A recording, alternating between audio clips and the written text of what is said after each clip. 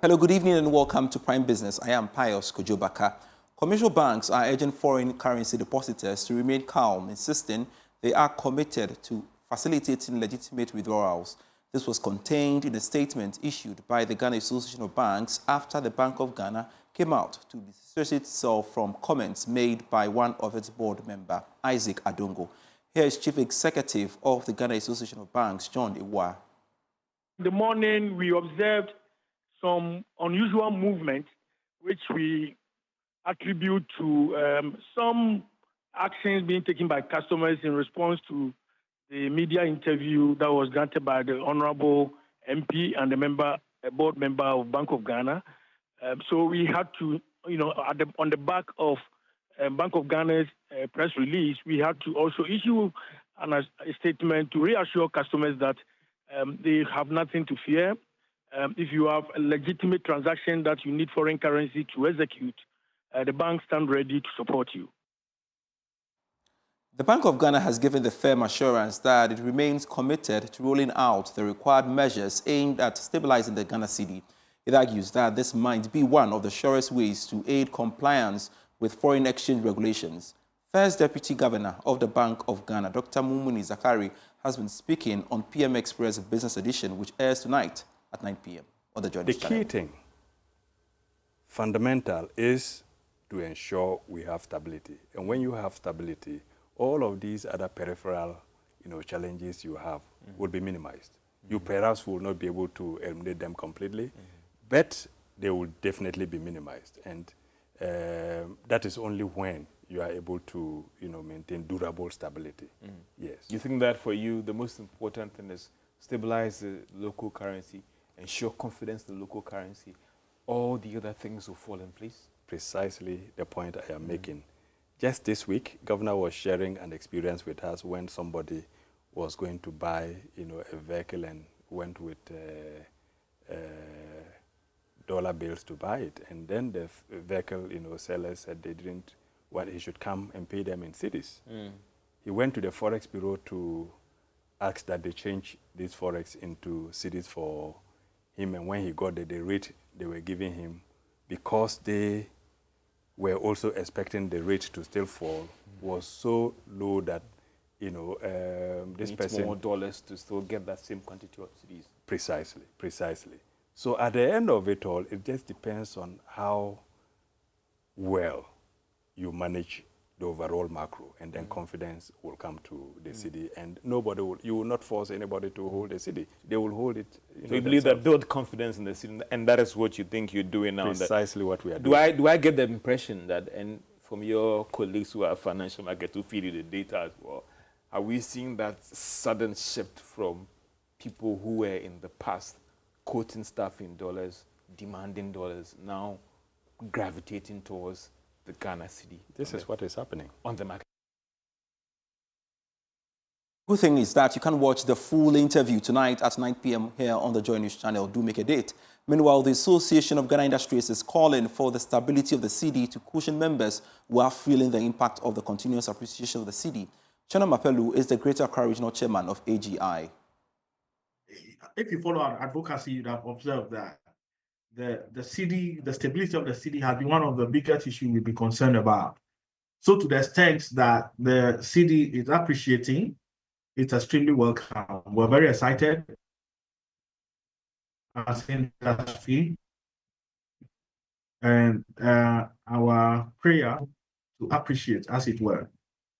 But it's important to clarify that our core really has been stability, okay? So that if the cedi is 10 Ghana cedi to $1, we want that to be stabilized for a long time. That allows us to plan. If the movement, if the forest movement that really for the regulators to ensure that they take steps to just stabilize the currency.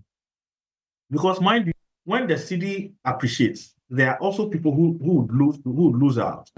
People who export, they lose out.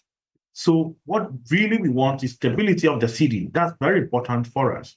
And really, that's what we believe that monetary policy should be geared towards, to ensure that we have a more stabilized regime. But that notwithstanding, this is a good time. It's a good time because it allows us to plan better. Away from the cedi and its related stories, the Ghana Exports Promotion Authority has announced Ghana recorded non-traditional exports earnings of $3.83 billion in 2024. Now, this is a 2.87% dip in earnings recorded in 2023. According to the Chief Executive of the Ghana Export Promotion Authority, Francis Kojo-Atta, the decline is as a result of a reduction in exports of iron and steel to the ECOWAS sub-region. Now, he was speaking at the launch of the 2024 Annual Non-Traditional Export Statistics Report. In 2024, Ghana's non-traditional exports recorded earnings of $3.83 billion, reaching 152 countries. The manufacturing and semi-processed sectors contributed over 83% to total earnings, while the agricultural sector increased its contribution to 13.48%. The industrial arts and crafts sector also recorded significant growth of nearly 23%, indicating a global appetite for Ghana's creative and cultural exports. According to Chief Executive of the Ghana Export Promotion Authority, Francis Kojo-Atta, diversifying exports will help increase the country's earnings. Our reach into Africa also remains strong. In fact, Africa accounted for 45% of all non-traditional exports, with the ECOWAS region making up over 94% of Ghana's exports to the aftermarket. This affirms our strategy to deepen regional trade and leverage trade protocols and regimes like the ECOWAS Trade Liberalization Scheme and AFTA. Looking ahead, GEPA is committed to aggressively implement the Accelerated Export Development Program. We will expand our market intelligence activities, forge new trade relationships, and work with stakeholders to boost medical tourism.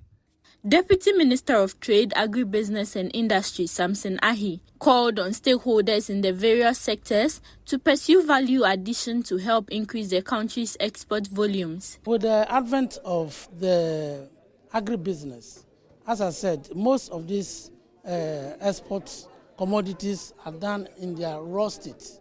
They don't add value to them. And so if you're exporting a commodity without adding value to it, certainly the price will not be the same as if you have added value to it. And so with agribusiness, where we are going to process farm produce to add value and package them well, it will attract more value. And that's why I said that if we implement the agribusiness, the earnings from export will go up.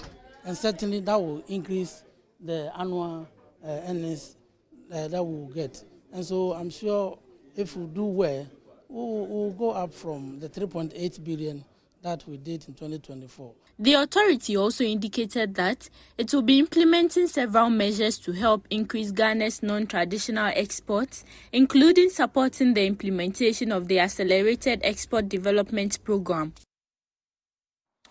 More on trade, the Liberian government has extended an invitation to Ghanaian investors to explore business opportunities in Liberia with an aim of deepening trade ties between the two countries. This move highlights the strong historical and cultural ties between Ghana and Liberia as both countries desire to strengthen economic cooperation. Liberia's ambassador to Ghana, Musuru, made the call at the Liberia Investment Conference held in Accra. More in this report. Ghana and Liberia have a long-standing relationship, and this new push for investment is seen as a way to further strengthen bilateral ties and promote mutual economic benefit. The Liberian government is keen on attracting Ghanaian investment to boost its economy, create jobs, and promote economic development. This initiative is expected to not only benefit both countries economically, but also foster diplomatic relations. Speaking to Joy Business at the Liberia Investment Conference, Liberia's ambassador to Ghana, Musuru, highlighted the potential growth and investment in areas of agriculture, mining, manufacturing, and services. We already have many Ghanaian investors in Liberia, many Ghanaian investors. Now, we are encouraging them to bring more investors into Liberia. We have businesses that are registered here, Ghanaian businesses, and they are also registered in Liberia. We have banks that are here in Ghana, 4 or 5 banks, they are also registered in Liberia. So we are looking for more opportunities from Ghanaian business people. That's why we are having a conference in Ghana to explain to them that. And then their counterparts that are already here, Ghanaians, will support us to say, oh, I have business in Liberia, it's good. So the whole business is about encouraging new investors and new investments. Always discuss that at the diplomatic level. We always discuss that. Before businesses leave from here, they have to go through their embassies to funnel the atmosphere for business in Liberia. So we always do that as ambassadors. We talk to each other, we engage at governmental level. We are targeting all sectors that we need in Liberia. Agriculture, road, electricity, we are even education, sanitation. You know, our arrest agenda, which is road, rule of law, education, sanitation, and tourism. So we are targeting all these sectors. We don't have a particular one. This conference is about encouraging anyone who is interested in this area to come to Liberia and invest. Chairman of the National Investment Commission of Liberia, Jeff Blibo, urged investors in both countries to leverage the African Continental Free Trade Area Agreement to boost intertrade. Of the African Free Trade Area. So you can be in Ghana and invest in Liberia, or you can be in Liberia and invest in Ghana.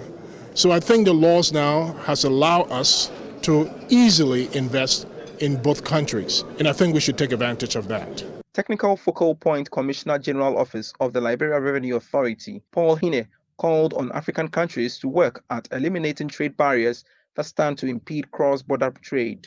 And as part of the AfCFTA and originally in the ECOWAS region, we also waive import duties on goods coming from African countries, especially from the West African countries. So I think it's important that Africa not just pay attention to the movement of people, to the movement of beings and human beings, but the movement of goods, which is a critical piece that is missing for the development of the continent. As you can see now, the difficulties we have, if you just moving from one vessel from, say for instance, Cote d'Ivoire to Liberia, that is just about hour plus in the air, it takes some time most. So I think for Africa development to move forward, and for Africa as a continent to be independent, we need to pay attention to the AfCFTA and those principles of free movement of goods across the continent, so that we can be able to be self-sustainable, because we have everything in Africa that we don't need to borrow from the rest of the world. The Liberia Investment Conference was under the theme, Unlocking Investment Potential in Liberia for Sustainable Economic Growth. The Ghana Incentive-Based Risk-Sharing System for Agricultural Lending, known as the gov't, says it's taken bold steps to revive the country's fresh chili pepper export industry.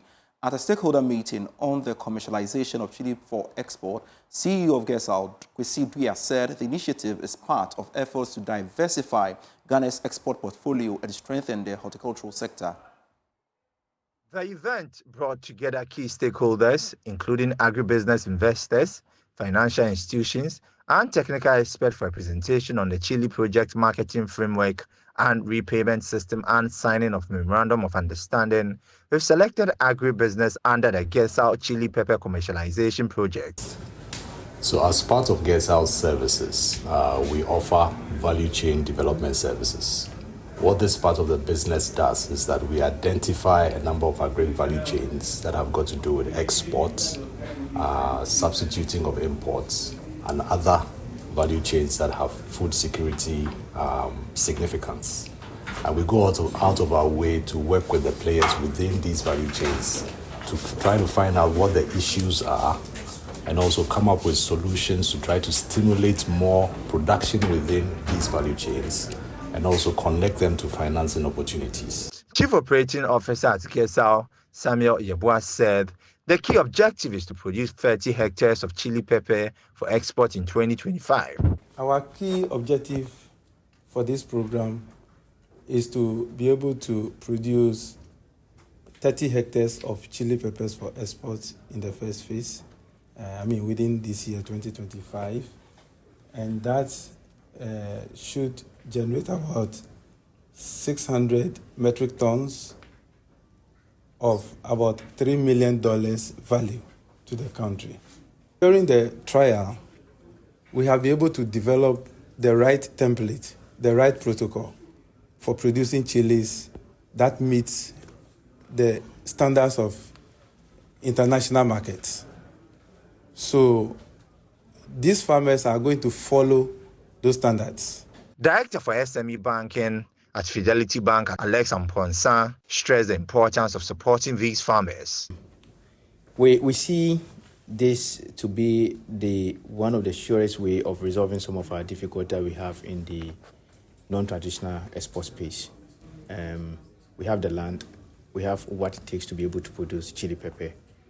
What we have not been able to do right in the time past was coming together the way that we've come together, having the agri-businesses, having the gov't that have the technical know-how. This move is part of govt's 5-year strategic plan to support export-related value chains such as vegetables, avocado, mango, as well as for import substitutes like rice, broiler, chicken, maize, tomato, and cassava.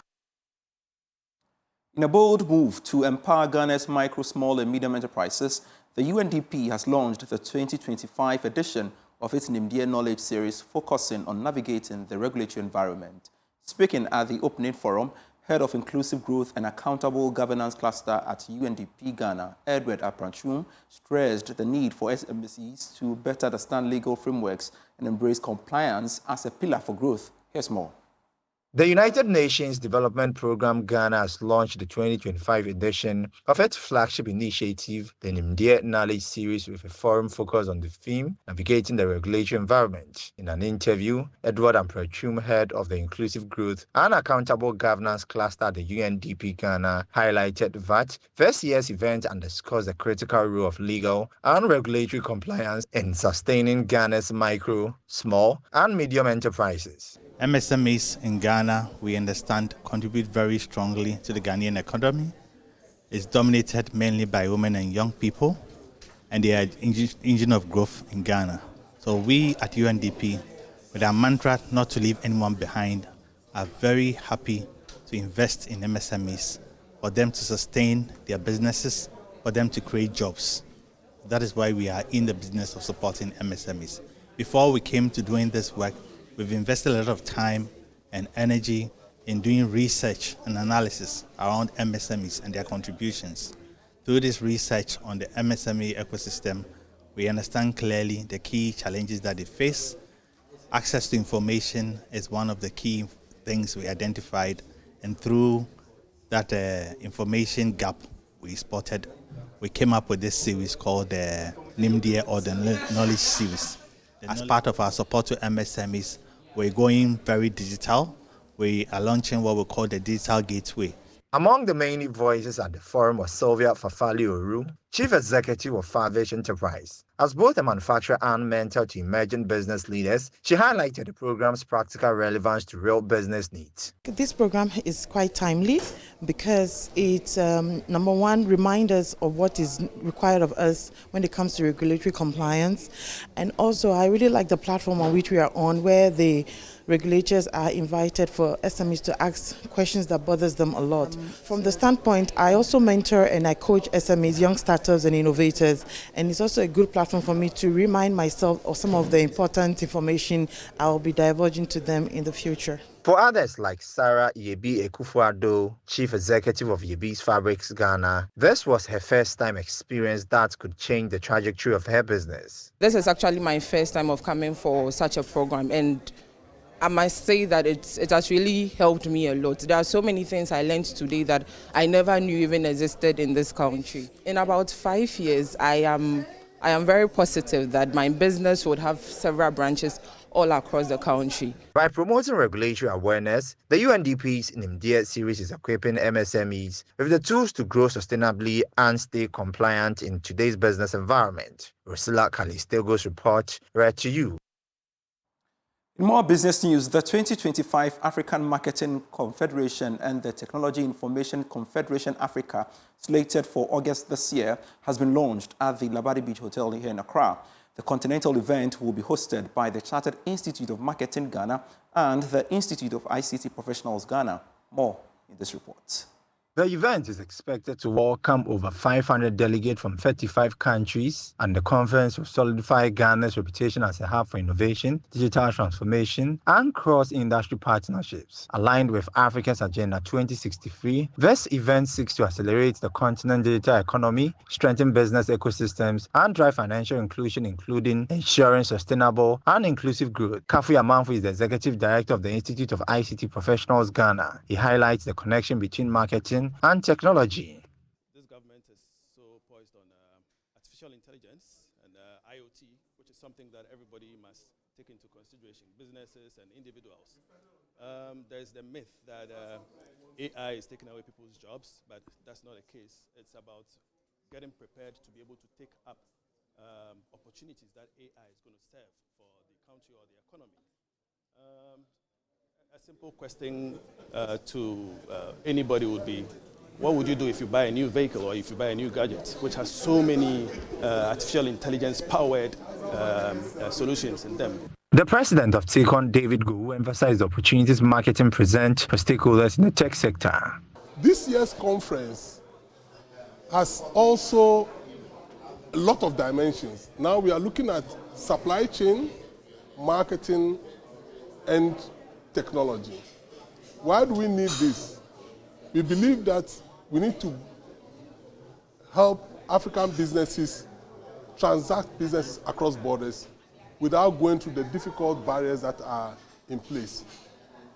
And we are inviting the entire continent to come to Ghana for this conversation. You know, Ghana is the headquarters of the Africa Continental Free Trade. Marketing Professor Robert Ebo-Henson underscored the importance of hosting such a program to the marketing and ICT community in Ghana. This will be the most stupendous conference we've ever seen this side of the river, because the marketers are ready, the tech guys are ready.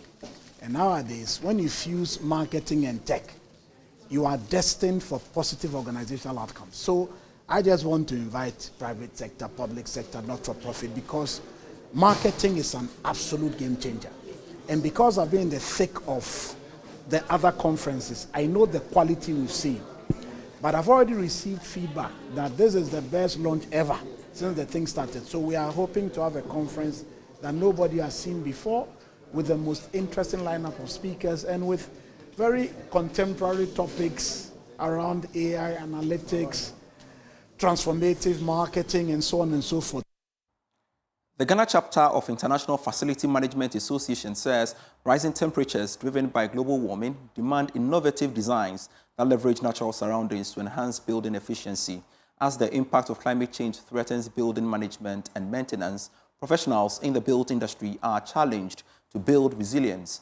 The facility managers insist this will ensure infrastructure resilience, functionality, and improve business performance. Here's a report. The functionalities, maintenance, and operations of facilities have been tasked to facility managers to ensure safety and proper functioning. Climate change and its impact on the environment and the construction industry have attracted expert discussion at this year's celebration of World FM Day in Kumasi. The climate change phenomena is impacting conditions of facility management through weakening built structures and inflicting abnormal temperatures. Associate Professor at the KNUST College of Arts and Built Environment, Eric Paul Tuji, says facility managers should collaborate with architects to integrate sustainable, energy-efficient solutions that maintain comfortable indoors and sustain facility strength. The climate change has introduced a lot of things into the built environment. And it is important that the facility manager avails himself of the requisite knowledge so that he'll be able to play a relevant role in helping secure the built environment as it ought to. That because of climate change, the room temperatures are increasing. It affects productivity. The facility manager should be aware of this and then find ways, either through helping to ensure that the architect comes up with designs that take advantage of the natural environment so that there can be less cost electricity-wise, or other energy-efficient means being used to ensure that the rooms are at certain temperatures that will help people be able to undertake their activities in a more productive manner. So we are looking at these climate change challenges in the light of what the facility manager needs to be thinking about relevant, because as the trends are changing, he cannot continue to operate using things that were going on in the past. The 2025 World FM Day assembled art and built environment experts, facility managers and sustainability advocates under the theme Resilience in Action, Thriving in a World of Change. The theme emphasized the facility management profession and its impact on the built environment. Through experts' presentations, facility managers explored their roles in national development. President of the International Facility Management Association Ghana chapter, Samson Opare Ajiman, is admonishing the government to commit to improving the capacities of facility management professionals. Core facilities manager, managing our facilities, our infrastructure, that we have put taxpayers' money so much into it. And in no time, you commission them, you go and they are running down. We leave them at the mercy of the weather. No, there is a professional that ensures that the facilities go through their life cycle. You come to our part of the world, and a building that has been built for 5 years, you go to a place like their washroom and they don't want to go there again. Especially our hospitals, which is very bad. Yeah. And so we are calling on government to recognize the profession facilities management, because it goes a long way in helping in national development. For Joy News, my name is Clinton Yeboah. And I'm Pius Kojo Baka with Prime Business for tonight. Prime Sports is next.